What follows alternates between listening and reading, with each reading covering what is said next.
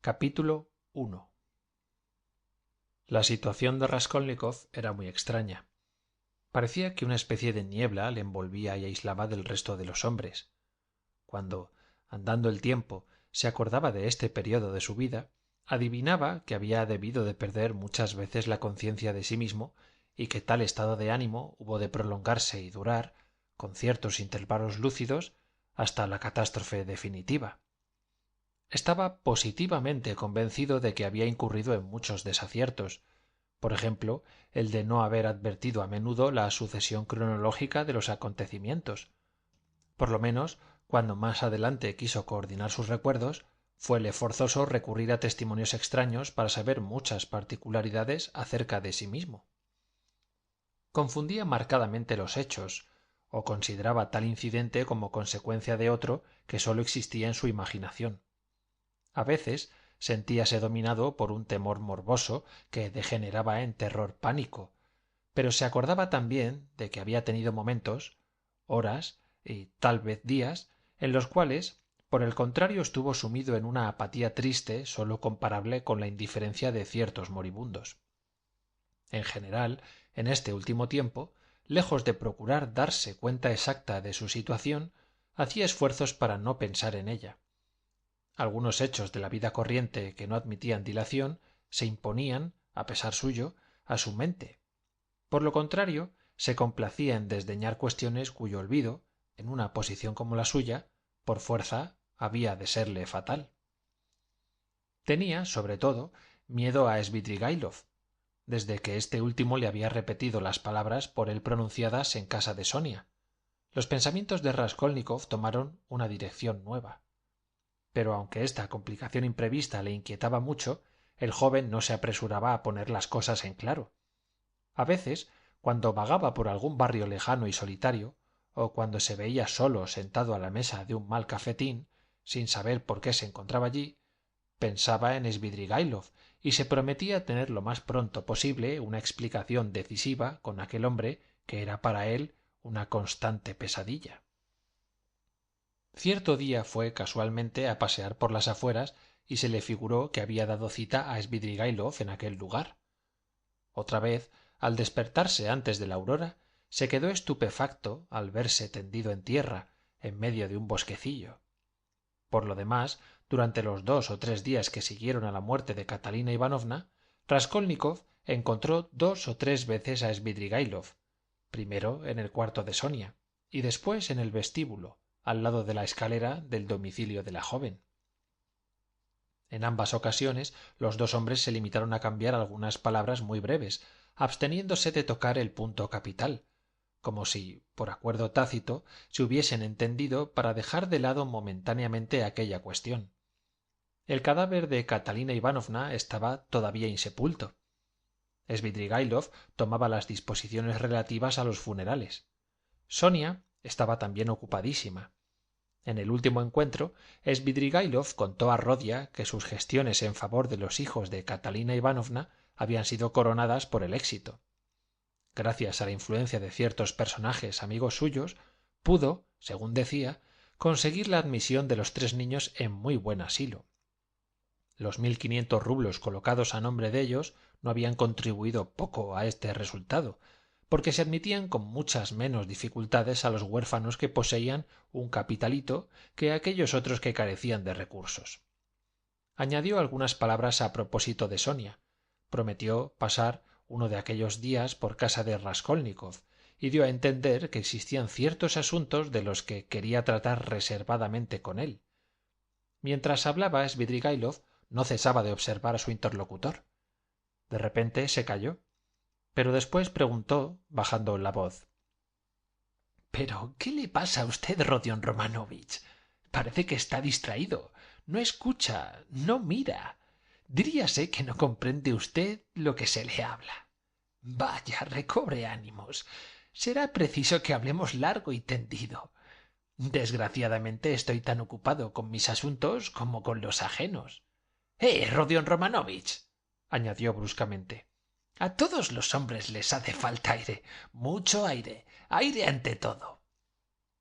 Se apartó vivamente para dejar pasar a un clérigo y a un sacristán que se disponían a subir la escalera. Iban a rezar el oficio de difuntos. Svidrigailov había cuidado de que esta ceremonia se verificase regularmente 2 veces por día. Se alejó luego y Raskolnikov, tras un momento de reflexión, siguió al pope a la habitación de Sonia. Se quedó, empero, en el umbral. El oficio comenzó con la tranquila y triste solemnidad de costumbre. Desde su infancia, Raskolnikov experimentaba una especie de terror místico ante el aparato de la muerte y evitaba, siempre que podía, asistir a la paniquida. Además, ésta tenía para él un carácter particularmente conmovedor. Miró a los niños que estaban arrodillados cerca del ataúd. Poletska lloraba. Detrás de ellos, Sonia rezaba, procurando ocultar sus lágrimas. Durante todos estos días no ha levantado una sola vez los ojos hasta mí, ni me ha dicho una sola palabra, pensó Raskolnikov. El sol inundaba de viva luz la habitación y el humo del incienso subía en espesas espirales. El sacerdote recitó las preces de ritual. Dale, Señor, el reposo eterno. Raskolnikov permaneció allí hasta el fin. Al echar la bendición y al despedirse, el clérigo dirigió una mirada de extrañeza en derredor suyo. Después del oficio, Raskolnikov se acercó a Sonia. La joven tomó las 2 manos de Rodia y reclinó la cabeza sobre su hombro. Aquella demostración de amistad dejó estupefacto al que era objeto de ella. ¿Cómo? Sonia no manifestaba la menor aversión ni el menor horror hacia él, ni le temblaban las manos. Aquello era el colmo de la abnegación. Así por lo menos lo juzgó él. La joven no dijo una palabra. Raskolnikov le estrechó la mano y salió. Sentía un profundo malestar. Si en aquel momento le hubiera sido posible encontrar en alguna parte la soledad, aunque esta soledad hubiese de durar toda la vida, se hubiera considerado feliz. Ay, desde hacía ya algún tiempo, aunque estuviese casi siempre solo, no podía decirse que estuviese aislado. Le ocurría pasearse fuera de la ciudad o irse por una carretera adelante. Una vez penetró en lo más intrincado de un bosque, pero cuanto más solitario era el lugar, más de cerca sentía Raskolnikov la presencia de un ser invisible que le irritaba más que le asustaba. Apresurábase a volver a la ciudad, se mezclaba con la multitud, entraba en los cafés y en las tabernas, iba al Tolkutski o al Siennia. Allí se encontraba más a gusto y hasta más solo. A la caída de la noche se cantaban canciones en cierto cafetín. Allí pasó una hora entera, escuchándolas con placer, pero enseguida se apoderó de él nuevamente la inquietud. Un pensamiento opresor, como un remordimiento, empezó a torturarle. ¿Debo estarme aquí oyendo canciones? Adivinaba que no era aquel su único cuidado. Había una cuestión que era preciso resolver sin tardanza, pero, aunque se imponía a su atención, no acertaba a darle una forma precisa. No, es preferible la lucha. Tener enfrente a Porfirio o a Svidrigailov. Sí, sí, es mejor un adversario cualquiera, un ataque que rechazar. Haciéndose estas reflexiones, salió presuroso del cafetín. De repente, el pensamiento de su madre y de su hermana le llenó de terror. Pasó aquella noche en el bosque de Krestoropeshi Ostrov. Se despertó antes de la aurora, temblando de fiebre, y se encaminó a su casa, donde llegó muy temprano. Después de algunas horas de sueño, desapareció la fiebre, pero se despertó tarde, a las 2. Se acordó de que aquel día era el señalado para las exequias de Catalina Ivanovna, y se felicitó de no haber asistido a ellas. Anastasia le trajo la comida. El joven comió y bebió con mucho apetito, casi con avidez. Tenía la cabeza más fresca y disfrutaba de una calma que le era desconocida desde 3 días antes. Hubo un instante en que se asombró de los accesos de terror pánico que había experimentado. La puerta se abrió y entró Razumiquín. —¡Ah, comes! Luego no estás malo —dijo el visitante, tomando una silla y sentándose enfrente de Raskolnikov. Estaba muy agitado y no trataba de ocultarlo. Hablaba con cólera visible, pero con apresuramientos y sin levantar mucho la voz. Se comprendía que su venida era motivada por alguna causa grave. —Escucha —comenzó a decir en tono resuelto—, pienso dejar a todos ustedes en paz porque veo claramente que el juego que hacen es indescifrable para mí. No vayas a creer que vengo a interrogarte. No trato de sacarte las palabras del cuerpo. Aunque tú mismo me dijeras todos tus secretos, me negaría a oírlos. Escupiría y me iría. Vengo con el único objeto de estudiar personalmente tu estado mental. Hay personas que te creen loco de remate o en vísperas de estarlo. Y te confieso que me sentía inclinado a participar de esa opinión en vista de que tu proceder es estúpido, bastante feo y completamente inexplicable. Además, ¿qué pensar de tu reciente conducta con tu madre y con tu hermana? ¿Qué hombre, a menos que un canalla o un loco, se hubiera portado con ellas como te has portado tú? Luego estás loco. ¿Cuándo las has visto? Ahora mismo. ¿Y tú? ¿No las ves? Dime, te lo ruego. ¿Dónde has estado metido todo el día? 3 veces he venido hoy. Desde ayer tu madre se encuentra seriamente enferma. Ha querido venir a verte. Advocia Romanovna se esforzó por disuadirla, pero Pulqueria Alexandrovna no quiso hacer caso de nada. Si está malo, si está perturbado, dijo, ¿quién ha de cuidarle sino su madre? Para no dejarla venir sola, la acompañamos, suplicándole sin cesar que se tranquilizase. Cuando llegamos, no estabas aquí. Ahí, en ese sitio, ha estado sentada por espacio de 10 minutos, nosotros de pie, al lado de ella. Callábamos. Puesto que sale, dijo levantándose, es señal de que no está enfermo y de que olvida a su madre. No está bien. Por lo tanto, que venga yo a mendigar las caricias de mi hijo. Se volvió a su casa y se metió en la cama. Ahora tiene fiebre. Lo comprendo perfectamente, dice, le dedica a ella todo el tiempo. Supone que Sonia Semenovna es tu novia o tu amante. Fui enseguida a casa de esa joven porque, amigo mío, me corría prisa a comprobar ese punto. Entro y ¿qué es lo que veo? Un ataúd, niños que lloran y a Sonia Semenovna que les prueba trajes de luto. Tú no estabas allí. Después de haberte buscado con los ojos, he dado mis excusas, he salido y he ido a contar a Advocia Romanovna el resultado de mis pesquisas. Decididamente, todo esto nada significa. Aquí no se trata de ningún amorío. Resta, pues, como lo más probable, la hipótesis de la locura. He aquí que ahora te encuentro con trazas de comerte un buey cocido, como si no hubieses tomado nada en 48 horas. Sin duda, el estar loco no impide comer, pero, aunque tú no me hayas dicho una palabra, no estás loco. Pondría por ello la mano en el fuego. Para mí, este es un punto fuera de discusión. Así pues, os envío a todos al diablo, en vista de que hay aquí un misterio y de que no tengo la intención de romperme la cabeza con vuestros secretos. He venido solamente para decirte 4 frescas y aliviarme el corazón. Por lo demás, yo sé lo que tengo que hacer. ¿Qué vas a hacer? ¿Qué te importa? ¿Vas a dedicarte a la bebida? ¿Cómo lo has adivinado? No es muy difícil adivinarlo. Razumiquín se quedó un momento silencioso. Has sido siempre muy inteligente y nunca, nunca has estado loco, observó luego. Has dicho la verdad. Voy a dedicarme a la bebida. Adiós. Y dio un paso hacia la puerta. Anteayer, si mal no recuerdo, he hablado de ti a mi hermana, dijo Raskolnikov. Razumiquín se detuvo de repente. ¿De mí? ¿Dónde has podido verla anteayer? Preguntó, poniéndose un tanto pálido. Estaba agitadísimo. Vino aquí sola. Se ha sentado en este sitio y ha hablado conmigo. ¿Ella? Sí, ella. ¿Y qué le has dicho? De mí, por supuesto. Le he dicho que eras un hombre excelente, honrado y laborioso. No le he dicho que tú la amabas, porque lo sabe. ¿Que ella lo sabe? Claro que sí. Le he dicho también que, aunque yo me vaya, ocúrrame lo que me ocurra, tú debes ser siempre su providencia. Yo las pongo, por decirlo así, en tus manos, Razumiquín.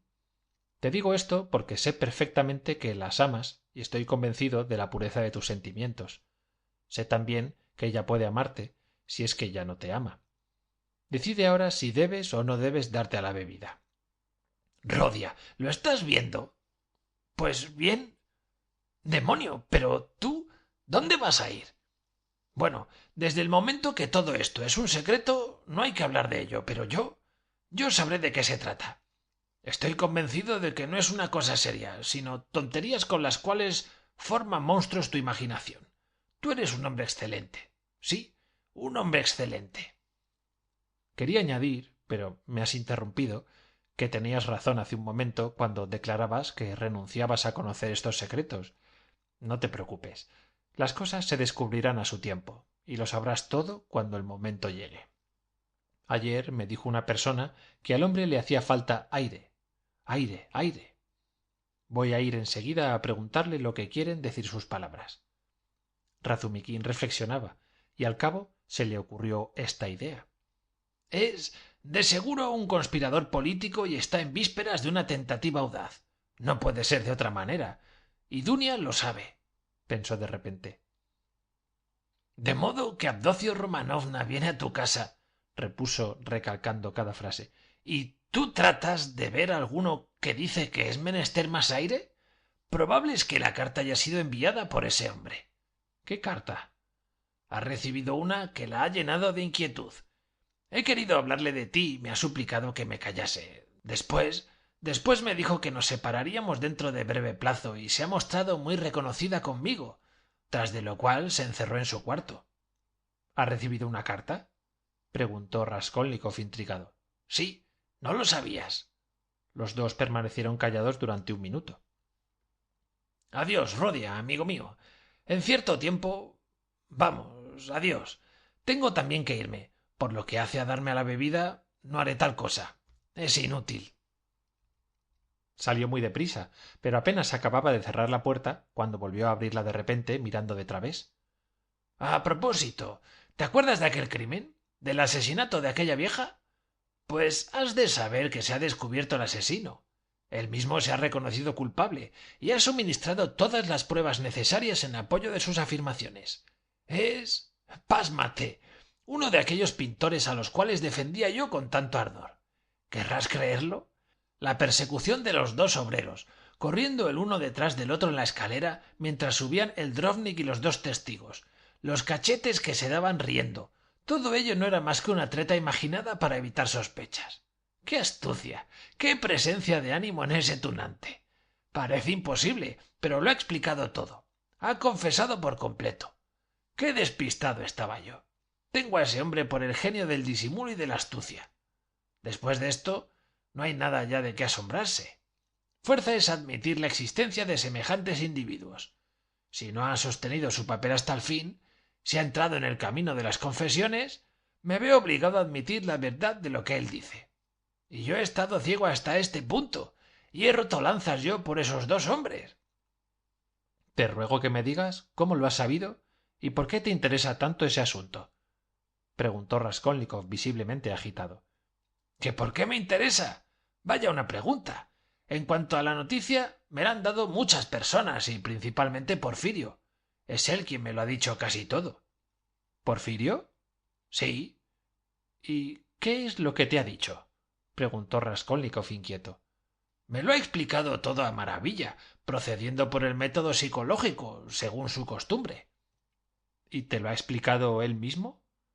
Él mismo. Adiós. Algo te diré más adelante. Ahora tengo necesidad de dejarte. Hubo un tiempo en que llegué a creer... Vamos, ya te lo contaré otro día. ¿Qué necesidad tengo de beber ahora? Tus palabras han bastado para embriagarme. En este momento estoy ebrio, ebrio sin haber bebido una gota de vino.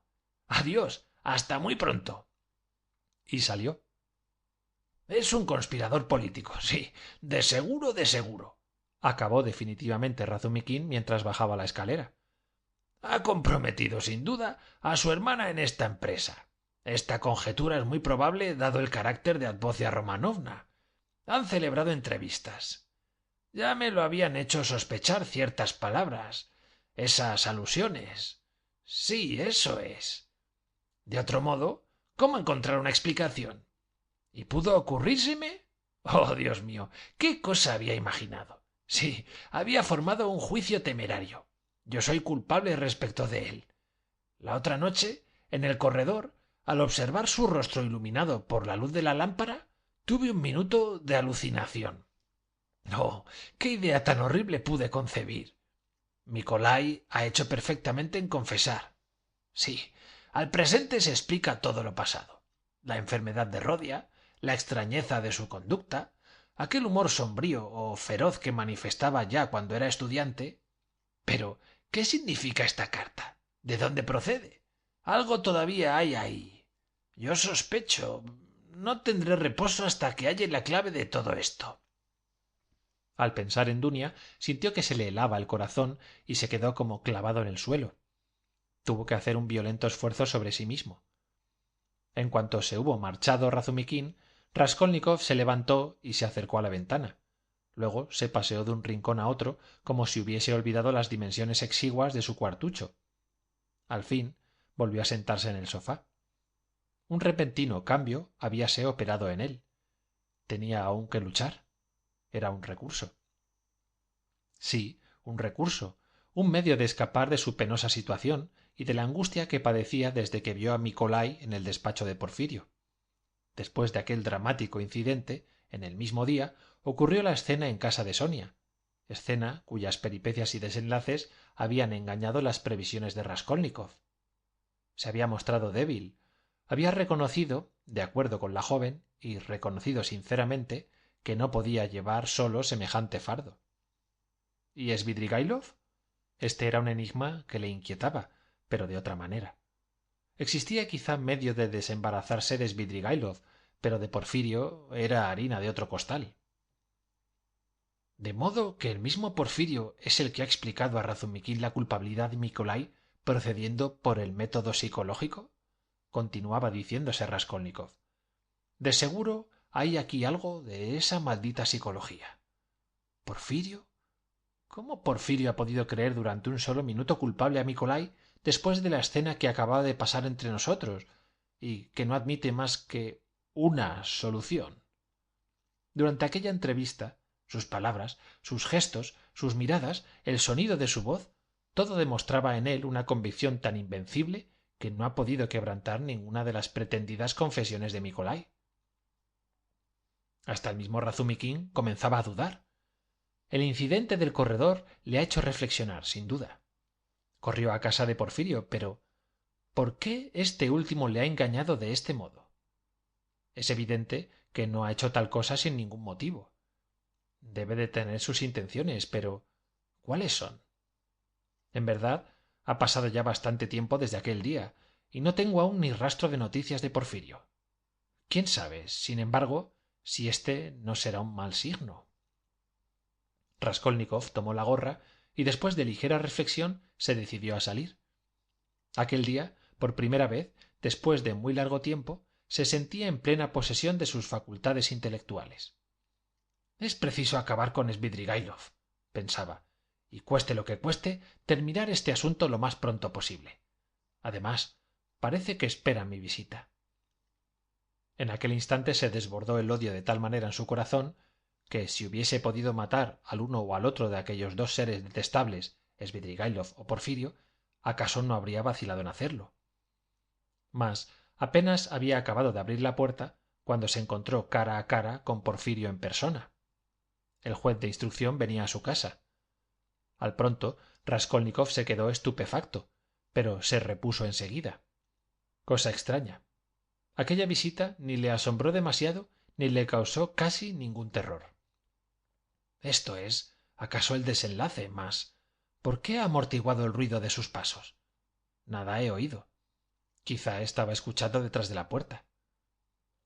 No esperaba usted mi visita, dijo alegremente Porfirio Petrovich. Tenía desde hace mucho tiempo el propósito de venir a verle, y al pasar delante de su casa se me ha ocurrido entrar a saludarle. ¿Iba usted a salir? No le detendré. 5 minutos solamente. El tiempo de fumar un cigarrillo. Siéntese usted, Porfirio Petrovich, siéntese usted, dijo Raskolnikov ofreciendo una silla al visitante con un aire tan afable y satisfecho que él mismo se hubiera sorprendido si hubiese podido verse. Habían desaparecido todas las huellas de sus impresiones precedentes. Acontece a veces que el hombre que por espacio de media hora ha estado luchando con un ladrón experimentado angustias mortales no siente ningún temor cuando el puñal del bandido llega a su garganta. El joven se sentó enfrente de Porfirio y fijó en él una mirada tranquila. El juez de instrucción guiñó los ojos y comenzó por encender un cigarrillo. Vamos, habla, habla ya. Le gritaba mentalmente Raskolnikov. Fin de la sección 41.